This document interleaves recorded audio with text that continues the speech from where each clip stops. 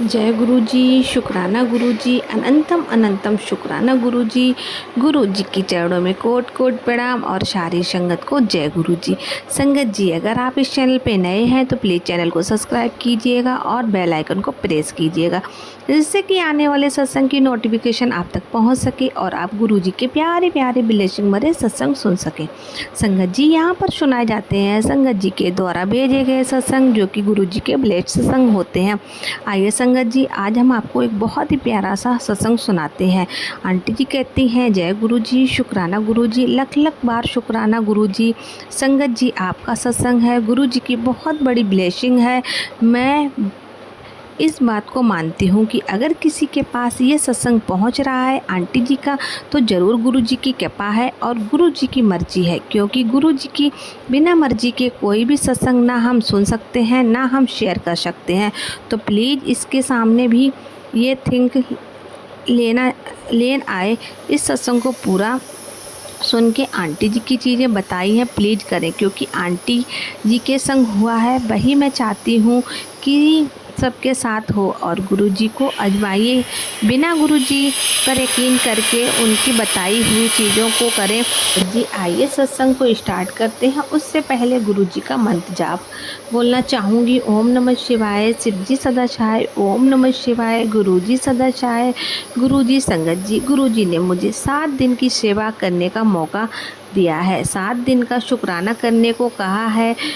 तो मैं ये अपना एक दिन का शुक्राना सत्संग संगत जी के साथ शेयर कर रही हूँ, जो मैं अब करना चाहती हूँ। संगत जी, वैसे तो मैं शुक्राना सत्संग नोटबुक पर लिखकर करती हूँ, क्योंकि मैं भूल जाती हूँ, मुझे याद नहीं रहता कि क्या क्या मुझे बोलना है, क्योंकि मुझे बहुत ही याददाश्त कमज़ोर है।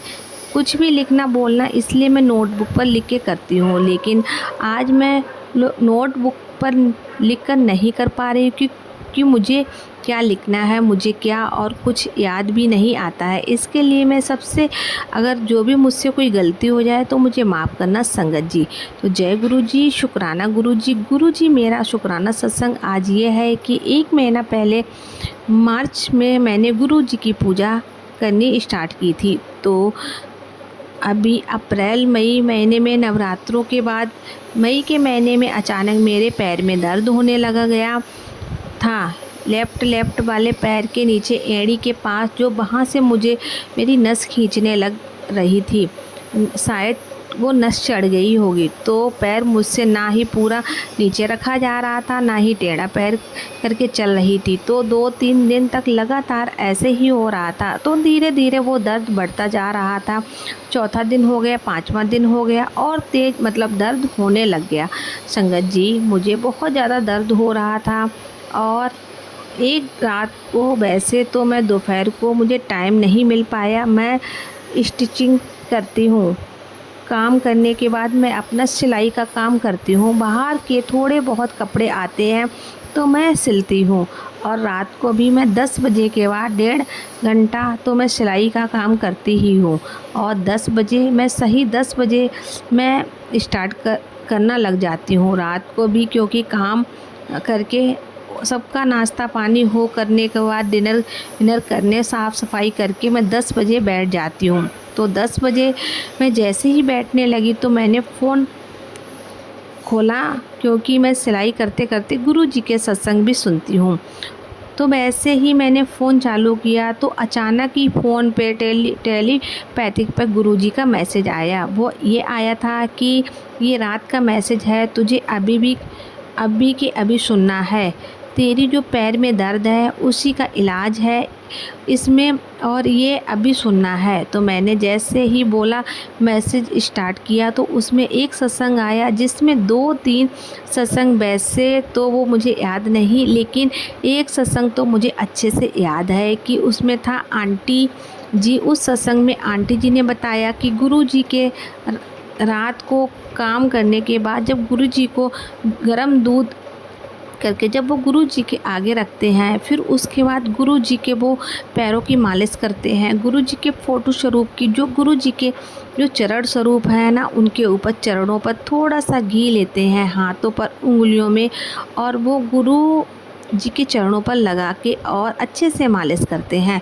मालिश ऐसे करते हैं जैसे हम सच में गुरु जी के चरणों पर कर रहे हों। बिल्कुल ऐसे ही धीरे धीरे करनी है मालिश, थोड़ी सी घी लेकर। तो मैंने भी वैसे ही किया। जब उसमें आंटी जी ने बताया कि मैं चरणों पर थोड़ा सा घी लगाकर मालिश करती हूँ रात के टाइम, तो मैंने भी वैसे ही किया। तो उसमें आंटी जी ने बताया था कि मैं मालिश करते करते ही उनसे बातें भी करती हूँ, और ये जो मालिश करती हूँ मैं किसी के सामने नहीं करती हूँ, और गुरुजी ने मना भी किया है कि किसी के सामने नहीं करना और ना ही किसी को बताना इसके बारे में, क्योंकि ये जो दवाई है वो गुरुजी की एक तरह की दवाई है। चरणों की जो घी लगा के जो करना है वो जादुई दवाई है, और जो सच में ही जादुई दवाई है। तो मैंने भी वैसे ही किया।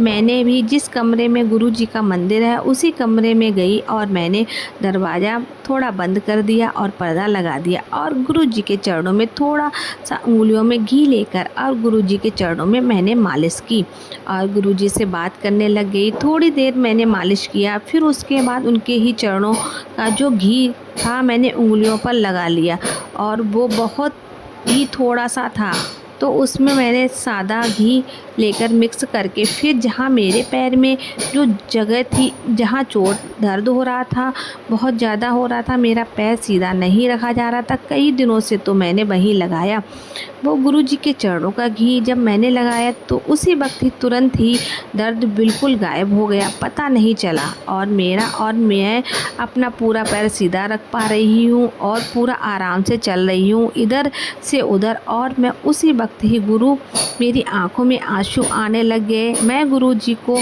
तरफ देखने लग गई और गुरुजी को उसी वक्त से शुक्राना करने लगी और उनसे सॉरी बोलने लगी कि गुरु जी आपको कभी मैंने परखा नहीं है, आज अभी मैंने ये करा है, और है कभी मैंने आपके बारे में इतना ज़्यादा नहीं जाना था, इसके लिए सॉरी कि आप इतना कर सकते हो अपने बेटी के लिए। अगर किसी के दर्द हो रहा है, मुझे इतना दर्द हो रहा है, और आपने तुरंत ही ये सत्संग सुनवाया कि सुन और तेरे लिए ही है। थैंक यू गुरुजी, थैंक यू गुरुपा। गुरुजी ने उसी वक्त मैंने शुक्राना किया और मेरा वो दर्द ठीक हो गया उस टाइम तो क्योंकि बहुत दर्द हो रहा था, मुझसे काम भी नहीं हो रहा था, चलने में बहुत दिक्कत हो रही थी, और ये गुरुपा को पता था, क्योंकि गुरुपा कई बार मैसेज में बोल रहे थे कि तेरा बहुत तेरे पैर का दर्द ज़्यादा ही बढ़ता जा रहा है, तो बहुत तकलीफ़ में है। फिर उसके बाद अगले दिन फिर वो दर्द है ना बहुत हल्का हल्का था, मतलब रात को तो बिल्कुल ही नहीं था, वो दर्द बिल्कुल ख़त्म हो गया था। लेकिन अगले दिन बिल्कुल ख़त्म हो गया, लेकिन अगले दिन था, लेकिन बहुत कम हल्का दर्द था। गुरुजी का मैसेज सुबह जब मैंने पढ़ा तो उसमें लिखा था कि तू मेरे सत्संग सुनती रहे और धीरे धीरे तेरा ये कष्ट भी काट दूँगा। और सही सच में गुरुजी मैं सत्संग सुनती रहती थी उन गुरुजी का, तब वो धीरे धीरे थोड़ा बहुत जो कष्ट हो रहा था वह भी काट चुके, और मुझे पता ही नहीं चला कि कब मेरे पैर का दर्द ख़त्म हो गया, मेरा पैर ठीक हो गया अपने आप ही। वो जो नस नस चढ़ी थी कब वो सही हुई मुझे कुछ याद नहीं।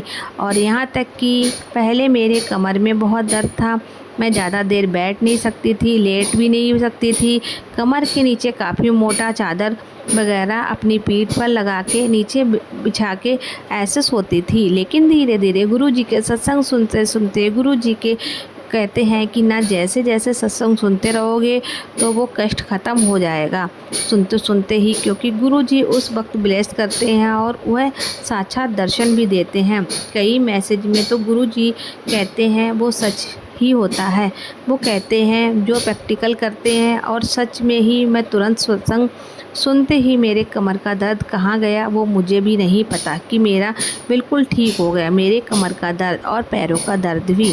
और जो भी मेरी तकलीफ़ थी वो मेरी वाइट डिस्चार्ज की जो मेरी वाइट पानी आता है और उसकी भी गुरुजी ने बिल्कुल ख़त्म कर दी। गुरुजी ने कहा था तू सत्संग सुनती जा और तेरे हर कष्ट मैं धीरे धीरे ऐसे ही ख़त्म कर दूंगा। और गुरुजी ने एक मैसेज में ये भी बोला था कि मेरे माथे का जो टीका है उसे थोड़ा सा अपनी उंगली पर लेकर और अपनी नाभि पर लगाया कर डेली ऐसा करना है तो तेरे पेट की जो बीमारी है वो भी ख़त्म हो जाएगी।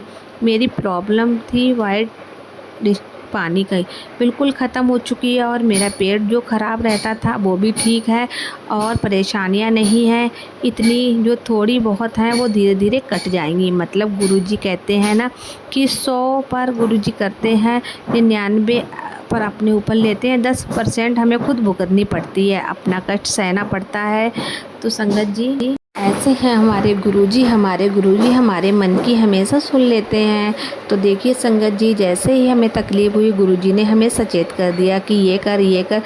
संगत जी जो भी हमें दिक्कतें होती हैं गुरुजी हमें ज़रूर मैसेज के थ्रू बता देते हैं। तो संगत जी यही था हमारा छोटा सा शुक्राना सत्संग। अगर आपको भी अपना सत्संग संगत जी के साथ शेयर करना है तो हमें लिख कर भेज सकते हैं। ये हमें सत्संग एक आंटी जी ने भेजा है। सत्संग बहुत छोटा था लेकिन बहुत ही प्यारा था। तो संगत जी आपसे यही रिक्वेस्ट है कि आप सत्संग को पूरा सुने।